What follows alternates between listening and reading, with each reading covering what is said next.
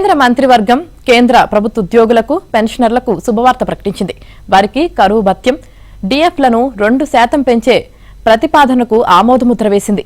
ప్రధాని మోదీ అధ్యక్షతన సమావేశమైన కేంద్ర కేబినెట్ దీనితో పాటు మరిన్ని కీలక నిర్ణయాలు తీసుకుందని రైల్వే సమాచార ప్రసార శాఖల మంత్రి అశ్విని వైష్ణవ్ తెలిపారు.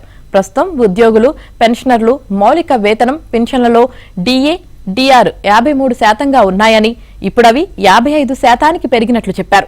7వ వేతన సంఘం సిఫారసుల ఆధారంగా ధరల పెరుగుదలను పరిగణలోకి తీసుకుని మంత్రివర్గం ఈ నిర్ణయం తీసుకుందన్నారు. ఈ ఏడాది జనవరి 1 నుంచి పెంపు అమల్లోకి వస్తుంది. దీనివల్ల 48.66 లక్షల మంది కేంద్ర ప్రభుత్వ ఉద్యోగులు 66.55 లక్షల మంది పెన్షనర్లు లబ్ధి పొందుతారని తెలిపారు.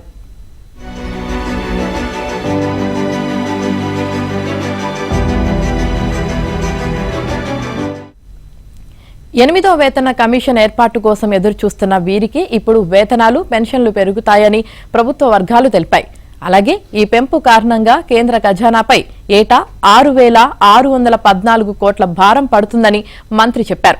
కాగా ఈ ఏడాది ఖరీఫ్ సీజన్లో రైతులకు ఫాస్ఫేట్ పొటాషియం ఎరువులపై 37,216 కోట్ల సబ్సిడీ ఇవ్వాలని కేబినెట్ నిర్ణయించింది. డీఏపీ ఎరువుల ప్రస్తుత రీటైల్ ధరలు యథాతథంగా కొనసాగుతాయి.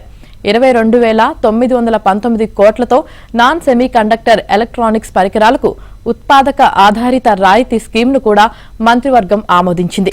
ఈ పరిశ్రమ ఎంతకాలంగానో ఈ నిర్ణయం కోసం ఎదురుచూస్తోందని, ఈ ప్యాకేజ్ 6 ఏళ్లు అమల్లో ఉంటుందని వైష్ణవ్ చెప్పారు. బీహార్లో అత్యంత కీలకమైన కోసి మేచి అంతర్గత అనుసంధాన ప్రాజెక్టును కూడా కేబినెట్ ఆమోదించింది.